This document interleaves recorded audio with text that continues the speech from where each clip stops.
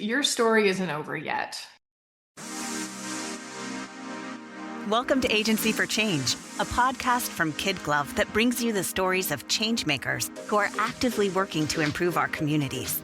In every episode, we'll meet with people who are making a lasting impact in the places we call home.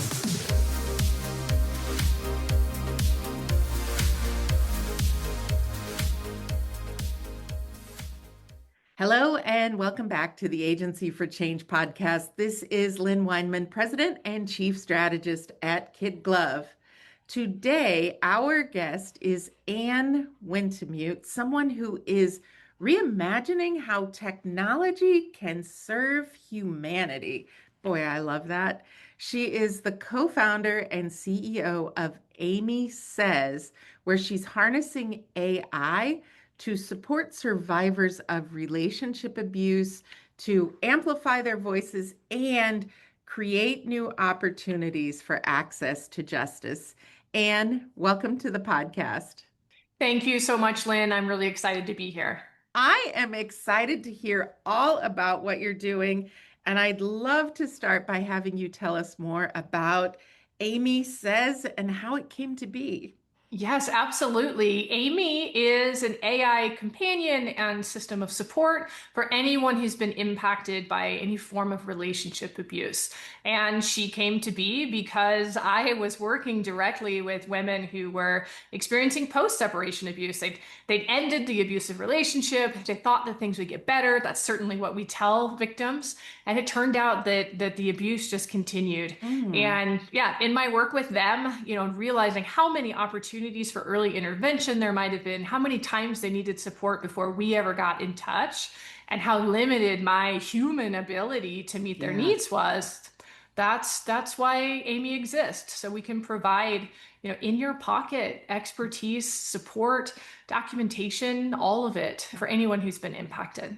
And I love how you have personified Aimee, right? Like, I love that you speak of the app, the company. I love that you speak of it as a person, because in branding, we so often say, your brand needs to have a personality, and you really have designed something that is a companion here. Have you always referred to Aimee Says in that way, or is this a new evolution? Aimee has, from conception, has always been under that companion umbrella, if you will, that constantly available, trauma-informed, ready to support you friend. I don't think there's ever been a time where Aimee didn't have like a human form in my mind. And we know that, the 35,000 users see her that way too, that she's like having a best friend who understands. I love it. And who is trauma informed. Because I know sometimes, just as a mere human, sometimes people will ask me for advice and I will go, I'm not sure I'm qualified to answer that. Or here's my answer, but take it as a grain of salt. But you have really trained Aimee to really be prepared for this specific situation, haven't you? Absolutely true. But if you ask her to predict a sports score, you, Lynn Weinman, might be better at answering that question. I know that I certainly could only take a stab at it. But yes, Aimee is trained in this particular area of a study, of expertise, of content, of human experience, which is why she feels so personable to folks who've experienced abuse. Yeah.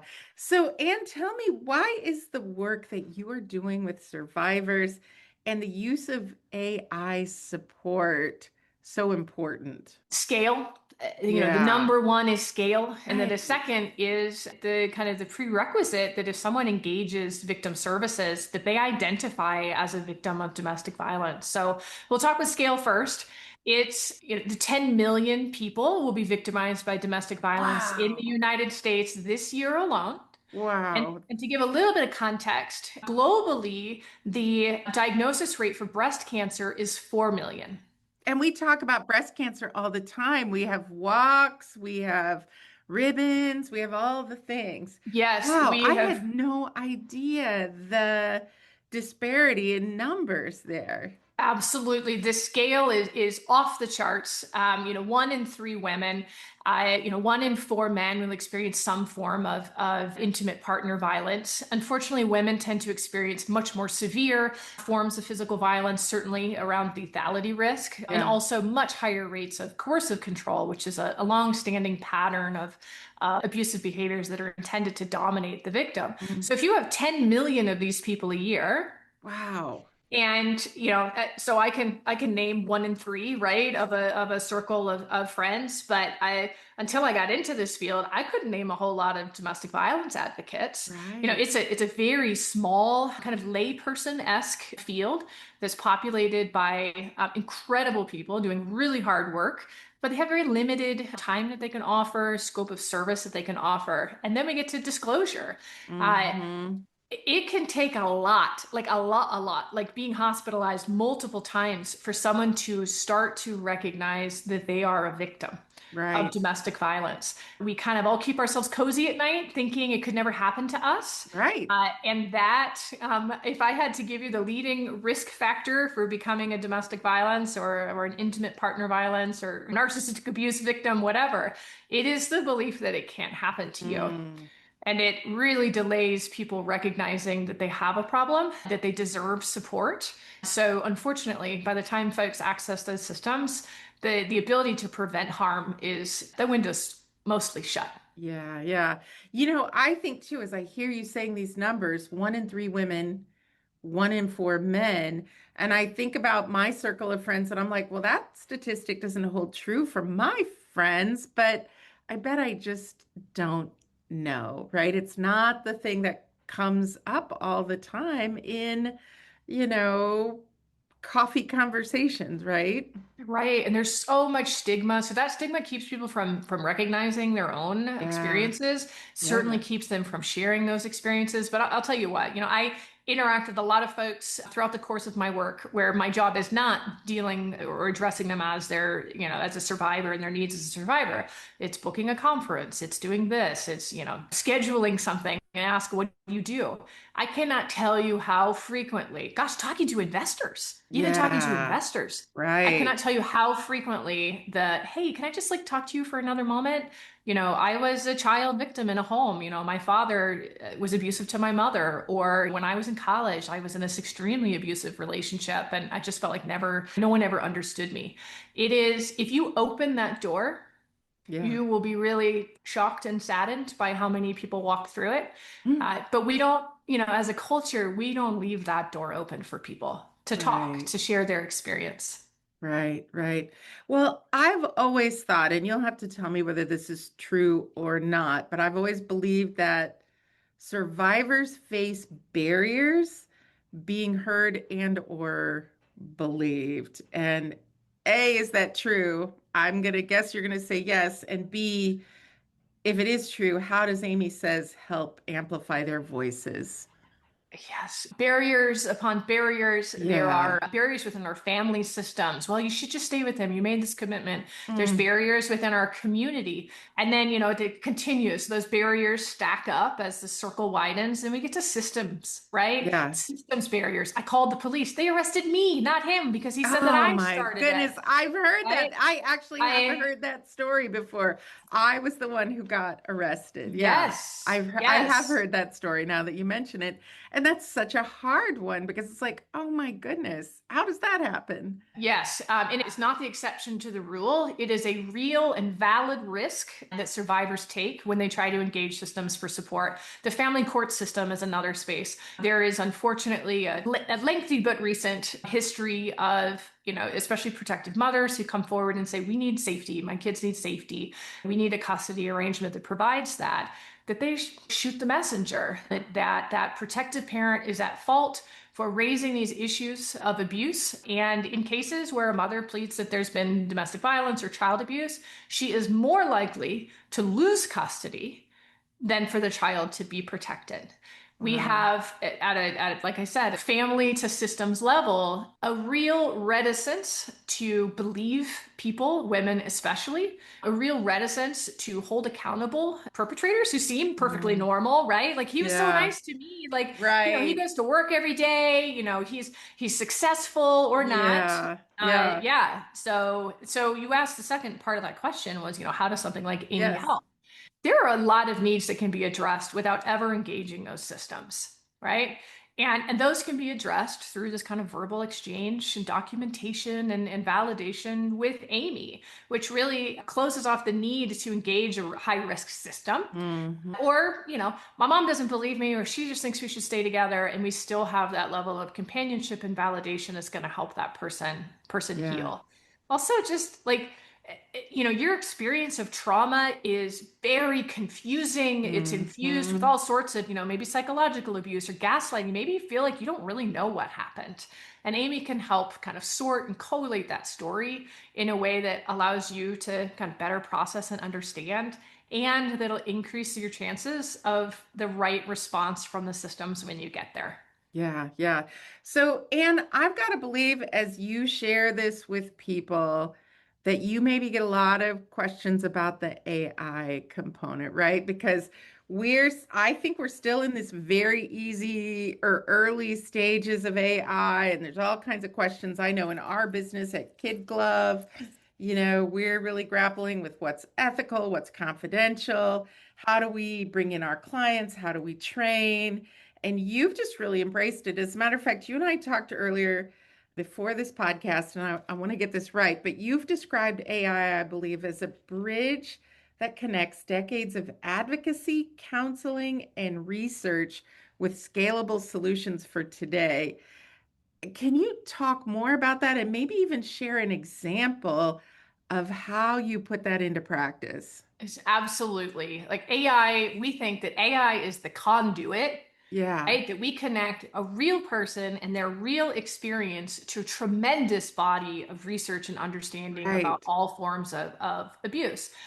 Right now, or before now, the available resources are something you have to come up to. You have right, to read. We'd love for you to have read it and then have been preventative in what happened in the future, but that's not quite how it works. right. And if you take a person they know that they've got a problem, they know that their relationship is a problem, and they go and they read something that's static, it's very easy to say, well, my situation was a little bit Mm, different. Well, it wasn't on vacation, it was at home, so maybe that's mm-hmm. different. No one is better at kind of talking themselves out of their own boundaries than someone who's Yeah. had them stretched like a gigantic rubber band. But with AI, that person gets to kind of have and live their experience directly within the context of all of this information. And it's that level of closeness, of proximity, of contextual awareness that makes it resonate so deeply Yeah. that it's really meaningful. We didn't invent the field of advocacy. We didn't invent the Right. research. We just brought the experience and those things in direct contact. I think that's so fascinating. And then to take that a step further, how can you use these AI tools to create access to justice for survivors? Because what I hear you saying is, hey, the Aimee is helping me, Aimee's answering my questions, Aimee's helping me diagnose certain situations, but then also Aimee's helping me access the justice system, which quite frankly seems very overwhelming to me. So, survivors have really often a long list of justiciable experiences, things that are potentially remedied in either the civil or criminal legal system. So, keep that part in mind. And the second part we keep in mind is that the most dominant voice in their head, the most dominant narrative in which they're paralyzed, is the narrative of the perpetrator, of the Mm, abuser. hmm. So if I know or I feel like, okay, there's a problem and this kind of behavior might be illegal, but I am Hmm. getting a dominant narrative that no, I am the problem, I have caused this. That is my first barrier to accessing the civil or criminal legal Wow. system. Yeah. Right. Right. So even in that conversation that I have with Aimee and the validation and maybe doing some statute matching, like, oh, yeah, so him throwing my phone, him keeping me from leaving the house, there are statutes that make it clear that that's criminal behavior, that I have a potential Wow. justiciable issue. Yeah. So from that side all the way down, how do I put together my experience, which is evidence, right? In that Hmm. context, in a way that somebody can hear. How do I pair this experience that I had to the framework around domestic violence or coercive control? How do I put it around a framework of, the best interest for children, right? That's a statute in which parenting time and decision making decisions are made. So we can help them in taking their kind of messy, sometimes chaotic, Yeah. traumatic experience and uniting it with the things that they're going to need to prove in a legal setting. Wow. I mean, honestly, just thinking about the whole process is a little bit overwhelming. And I've got to believe that having a tool that helps walk you through it before you walk into somebody's office and they say, well, do you have this? And do you have that? And do you have this? And do you have that? And you're like, no, no, no, no, no. And then you have to go back and get it and set up another appointment and take off work and rearrange your schedule, find childcare for the kids, all the things. Like I can see why people kind of give up midstream and just go, oh, well, it's not worth it. That is so perfectly said. And in Yeah. plugging Amy, now ask Amy, what kinds of things should I have prepared for this meeting? What are they Yeah. going to be asking for from me? Like, well, you're saying evidence of this. Would this count? Those are the kinds of questions to help keep people on the straightest, quickest path from point Yeah. A to point B. But all of the things you just talked about, those are also barriers, just logistical, right? Exhaustion. You're doing this in the Yeah. context of ongoing abuse. Yeah. It's a real uphill slog for survivors. Yeah. Could you help us? Could you take us through an example of how Amy does this work in practice? Gosh, absolutely. I'll use an example from an office hours session that we had. Yeah. There was a user from the UK. We do have users in over 150 I countries. love that too. That's Yeah. amazing, right? Really breaking down barriers. Yeah. Yes. So this user came to office hours, very impacted by the trauma of their experience of coercive control, which, as I described, is a real significant pattern of autonomy destabilizing, domineering behaviors. And they were super impacted. They were having trouble articulating their experience. And, they finally get out. Well, I went to the police and I said, I'm experiencing coercive control. And they said, well, you have to bring in a victim statement and prove it. Which first of all, this person's a victim. The fact that the burden of initial proof is that heavy and on them, I have feelings about. But we were able to upload the coercive control statute there and just ask Amy, okay, walk us through a set of questions to help elicit the kinds of experiences that were there. And we're going to correlate that with the statute. And in an evidence-based and trauma-informed way, and at the pace of this particular victim survivor, they answered all of the questions and then said, I was like, all right, generate this into a victim statement that is in alignment with the coercive control Yeah. statute. And I got a message the following week that an arrest had been made. Wow. And thank goodness, but that level of access, that level of support wasn't otherwise available to this person. And the most important need for them at that time was their safety. Yeah. Wow. Wow. Yeah. It occurs to me just hearing you share that example that maybe someday the justice system needs to adopt Amy and have Amy help prepare there's a marketing idea for you, Anne. Help prepare their constituents, their victims for meetings, etc. So Yes. how, Anne, do you see Amy changing the narrative for survivors? Gosh, by just giving them a voice that other people are willing to listen to, helping them transition, advocating for yourself from a place of victimization is incredibly hard.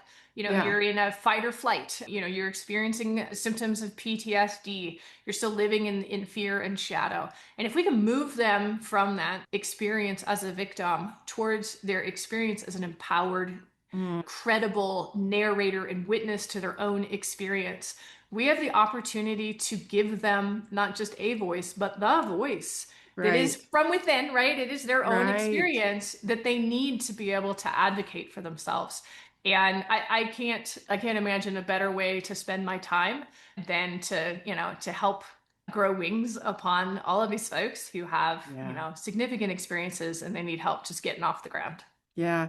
What I love about that too is when you think about the impact of this or the potential impact of this, I mean, you're going to touch a lot of victims, a lot of survivors, but then there's always that ripple effect, right? Like they have kids, they have parents, they have friends, they have a workplace. I mean, when you think about going through this type of trauma, there's so much it impacts because it's got to feel like, well, you are like right in the thick of it. It's got to feel like you've got a cloud over your head and it clouds every single thing you do, every single interaction you have for a certain amount of time until you feel like you've come out the other side. And it might be forever. And it might even be generations, right? As you study and think of generational trauma, right? Like how often does this happen to multiple generations or impact multiple generations? So it, Mhm. this is a pretty cool deal, Anne. I can see why you are so excited about it.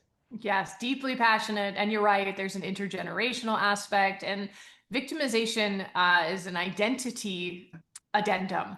It impacts every way that you view every facet and interaction in your life. And you're absolutely right. The way you show up at work, the way you show up as a parent, whether or not you can continue on with school, how close you're willing to be in relationships with other people, right? Yeah. It impacts all of it. Wow. Wow. So I mentioned when we first started talking how I love the fact that you speak of Aimee as a person. And, KidGlov is a firm that does a lot of branding. It's something I'm very passionate about. I'd just love to hear your perspective on the brand Aimee Says. Tell me more. Yes, absolutely. Amy's name was long thought over. We wanted it to feel soft and safe to say, Yeah. right? There's no hard sounds in it. Uh, No. it has AI in it. We Yes. chose to spell Amy in a particular way, and that spelling of Amy in French means it's the feminine form of beloved. Wow. And relationship abuse is an assault on love and what Right. that means and the safety that lives inside of that. And we wanted to extend that self-love to all the folks who interact with her. That is beautiful. And so I've just got to ask, what is on the horizon for Aimee Says? Well, we are building out all sorts of tools on new kind of data modeling and handling and tagging infrastructure that's behind the scenes so that people can continue to just tell their story as they've experienced it to get the help that they need. And Amy's able to do a lot more with that information in the background. So whatever need comes up, somewhat at the click of a button, literally, that Amy's able to produce the documentation, the data visualization, whatever that's necessary. We want to make it as easy as possible Mm, for survivors to take those next steps because they still have a future. I love that. And we all know AI is just going to keep getting better and better and better. And you are going to have that as part of your opportunity as well. And for people who are listening who would like to find out more information about Aimee Says, maybe access the tools in the app, how do they find out more about you? They're going to go to amysays.com. It's I love it. AIMEE. Okay, amysays.com, AIMEE, and we are going to have that in the show notes on the KidGlov website as well for anybody who needs to grab that. So, Anne, since you are deep into this area, I'd really like to ask, what guidance or advice would you give someone who better wants to support survivors or become part of the solution? I'll go back to what I said a few minutes ago. We don't keep our door open to this kind of stuff, so people Yeah, don't share it. There's right. a lot of ways to show that your door is open. We never want to tell survivors what they should do or victims what they should do, but hey, I noticed you might be feeling uncomfortable about that thing that happened. I'm here. One thing that we have folks do is just put Amy in your signature line in your email. Mm, That's it. Relationship abuse and a hyperlink that goes straight out to Amy. I Keeping your love door that. open is my number one recommendation. Yep. You know what? If I can even, I'm going to admit something to you, Anne.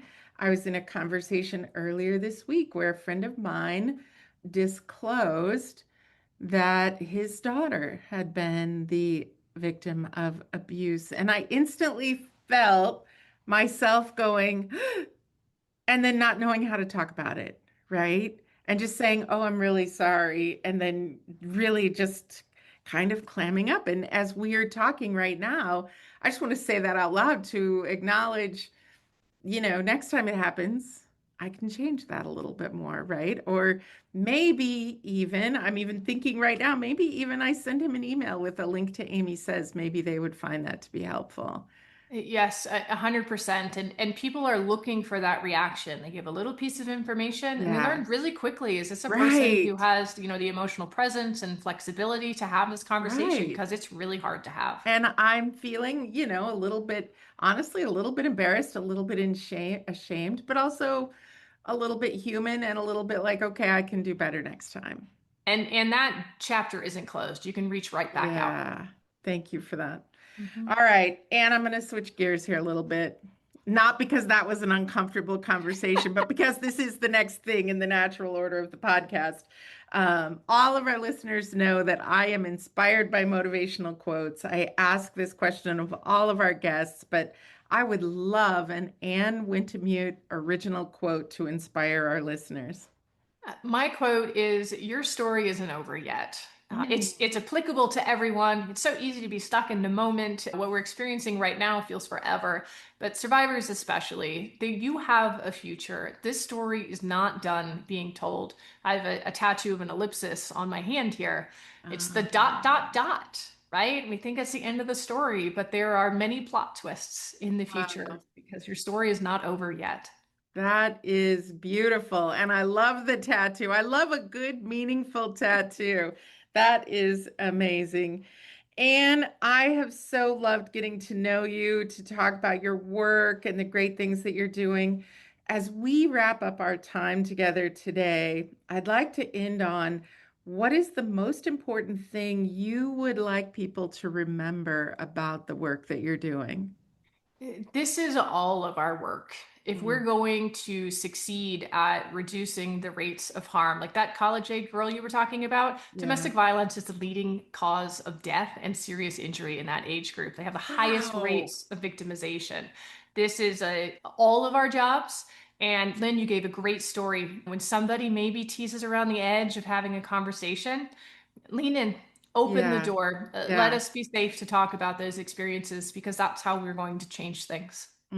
What a beautiful sentiment and great advice. I'm already thinking through, like, how can I be better at this? So if nothing else today, Aimee has inspired me to be better. So thank you for that, Anne. And I'm just going to wrap up here by saying I fully believe the world needs more people like you, more tools like Aimee to help support survivors and the people around them. Thank you so much for taking time to share with us today. Thank you so much for having me, Lynn. We hope you enjoyed today's Agency for Change podcast. To hear all our interviews with those who are making a positive change in our communities, or to nominate a changemaker you'd love to hear from, visit KidGlov.com at KIDGLOV.com to get in touch. As always, if you like what you've heard today, be sure to rate, review, subscribe, and share. Thanks for listening, and we'll see you next time.